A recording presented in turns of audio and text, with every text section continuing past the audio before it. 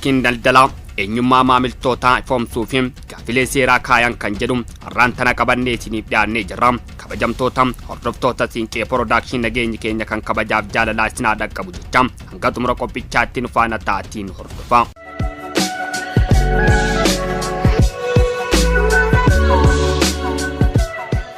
Baankiin daldala Itoophiyaa Tootessa 15 bara 2024 ekosiisteemaa isa mudateen birrii miliyoona 800 ol baasii godhamu bana hime ture. Maamiltoonni hanga mallaqa herreega isaanii irraa jiruun ol baasuun yookiin daddabarsuun jalaa fudhatame kana keessaa birrii miliyoona 620 ol deebisuuf ifoomseera. Baankichi maamiltoota karaa sirrii hin taaneen mallaqa fudhatanii akka deebisan yaalii taasisaa tureera. Kanaan deebisuuf fedhii hin qabne jedhe 565 maqaa isaanii Kosarreegaa fi damee akkaawuntii baratanii ifa godhee ture. Kanaan mallaqa kan isaanii hin taane baasan carraan dhumaa kennamee fi kan ture ogguu ta'u guyyaan kun dabarraan maamiltoota hin deebisne suuraa isaanii wajjin ifoomsaa jira. Ragaa dhuunfaa fi suuraa maamiltoota uummataa ifa gochuun hanga seera qabeessaa kan jedhu dubbii ijoo ta'eera. Seera biyyattii suuraa namootaa baasuuf maxxansuun dhoorkaa ta'u gorsaan seeraa fi abukaatoo obbo Taamirat Kiddaanaa Maariyaam himu. Itti dabaluunis seerri akkuma abbaan itti hiiketti jechuun haalli addaa bakka itti hayyamamu jiraachuu danda'a jedhu BBCtti himee ture.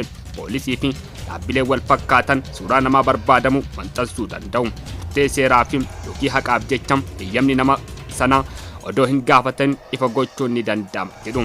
Nama hamminaan beekamu ta'e yoo ta'e immoo haalli ittiin maxxanfamu jiraachuu kaasuun hiikni nama beekamaa ta'e jedhu kun babal'achuuf dhiphachuu danda'a jedhu.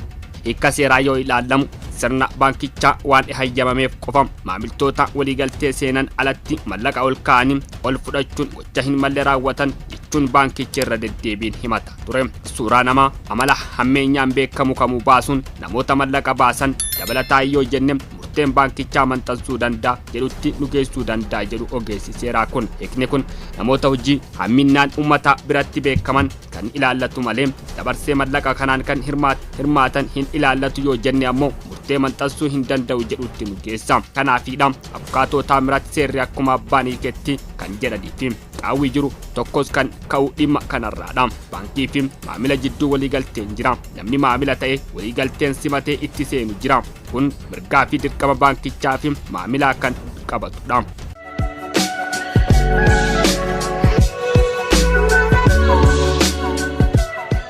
Dhimmi falmisiisaa biraa kanarratti ka'a. Bu'uura waliigaltichaa baankichaa mallaqaan sirnaan ala gara herreega maamiltoota akka hin seenne eegumsa gochuu qaba. Waliigalteen gara qulqulluu taasifamuu qaba. Maamiltoonnis akkaawuntii isaanii keessaa mallaqa kan isaanii hin taane gaafa galu beeksisuu qabu. Hanga qaban olis baasuu hin qabani. Rakkoon baankichaa mudate rakkoo kompiitaraa humnaan ol ta'uu mala jechuun obbo Taamirat dubbatani. Maamiltoonni mallaqa qabaniin ol baasuu taanaan waliigaltee cabsuudha. Waliigaltee kan cabu yoo ta'e jedhames akkuma jirutti herreega keessaa meeqa akka qaban beekuu dhabuunis ta'uu danda'a. Waliigalaan qaamoleen lamaaniin waliigaltee cabsuu ta'a. Mallaqichi deebuun irra jiraata. Dhugaan akka falmiitti kan jedhuuf ammoo siistemni kompiitaraa maal godhe herreega namoota keessaa mallaqa hin malle galchemoo hanga qabaniin ol ennaa gaafatan daddabarsaa kan mudateedha gaafiidha kan jedhuuf ammoo ilaalamuu qaba jedhu ogeessi seeraa kun. Maamiltoonni maqaaf suuraa isaanii maxxanfamaa jiru ilaalchise dhugumatti kan baasanidha moo otoo hin baasin kan maxxanfamanidha kan jedhus ilaalamuu qaba. Nama tokko mallaqa dabalataa otoo hin baasin dogongoraan yookiin dogongora maqaa yookiin dogongora barreeffamaan maqaa yookiin suuraa isaa yoo bahe dogongora guddaadha. Seeraanis gaafachiisa jedha ogeessi seeraa kun yaada kenneen. Namoonni maqaa fi suuraa isaanii maxxanfame akkuma baankichi jedhu dhugumatti qarshii fudhataniiru taanaan baankichi maqaa balleessiin carraa itti himatamuu hin jiru. Nam tokko dhugumaan qarshii baaseera taanaan bu'uura seeraan dhugaan ittisa isaati. Namni kun qarshii qabu caalaa baaseera yoo jedhameef dhugaa yoo ta'e maqaan isaa yoo bade dhimmichi dhugaa taanaan maqaan bade hin jedhamu. Sababni isaa dhugaan ittisa ta'uu danda'a waan ta'eef dhugaas taanaan haalli baankichaa itti himatamu ni jira. Innis dhugaa sana kan dubbate miidhuuf jedhu yoo ta'e qofaadha. Ammeenyaan kaka'ee taanaan qaamni ragaa dhuunfaa baasee himatamuu danda'a. Ragaa dhuunfaa ifa baasuuf kan jedhuuf ammootum maamiltoonni suuraa isaanii baankii fi kan kennan waliigaltee galanii irratti hundaa'aniiti. Baankichi icciitii eeguu hamma qarshii qabanii teessoo isaa faa dabarsee kennuu dhabuun dirqama seeraa qaba. Gama baankichaan ragaan haala kanaan argate itti fayyadameera. Eenyummaa namoota mallaqa jalaa fudhatanii ibsuuf suuraas fayyadameera. Maamiltoonni haala waliigaltee alatti mallaqa isaanii ilaalanne baasaniiru. Beekas ta'ee odoo hin beekin waaqarraa naa kenname jedhanii ta'uu qarshii baasaniiru. Kun immoo waliigaltee alaadha jedhu abukaatoon dubbisa. Kun ammoo waliigaltee alaadha jedhu abukaatoon baay'ee kanarratti yaada kenne. Tokko bu'uura waliigaltee qaamolee lamaanii kanaan maamilli tokko mallaqa qabu ol yoo baase baankichi beeksisuuf mirkaneeffamuu qaba. Yoo hangaa ol ta'e baankichaaf deebisuu irraa eegama. Gama kanaan maamiltoonni mallaqa isaanii hin ilaalanne baasaniiru taanaan waliigaltee cabsaniiru jechuudha. Sababa kanaatiin suuraan maamiltootaa baasuu dhimma jedhu falmisiisaa ta'a. Haakima abukaatoo fi ogummaa walfakkaatoo biroon icciitii maamiltoota isaanii eeguun dirqama qabaatanis dhimmichi carraa seeraan yakkaan ilaalamuu malus ni jira. Maqaballeessiin wal qabate adeemsi baankicha itti deemes tilmaama keessa seena. Ragaan kun kan bahe namoonni arganii kan hin deebisne akka deebisanii fi mala kan didan ittiin dirqamsiisanidha kan jedhu ragaan ilaalamuu qaba jedhu obbo Taamiraat.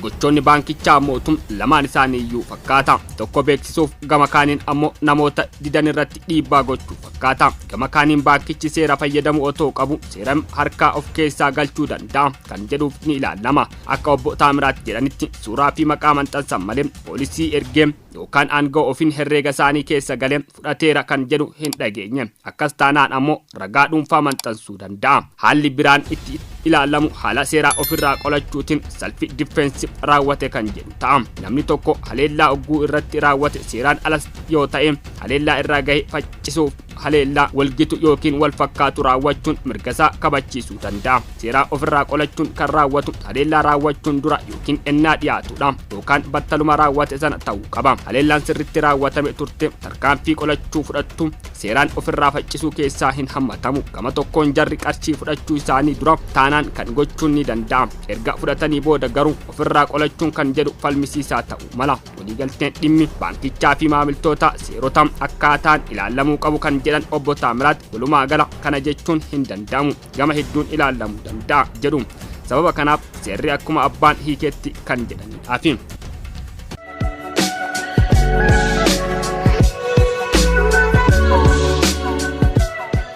Kabajamtoota hordoftoota keenya qophiin har'aaf qindeeffanne kana fakkaata. Hanga sagantaa biraatti walitti deemnutti nagaan turaasanii jecha namni mana keenyaaf haaraa taatan sabiskiraayib, laayik, sheer gochuu hin dagatinaa. Horaa bulaa deebanaa.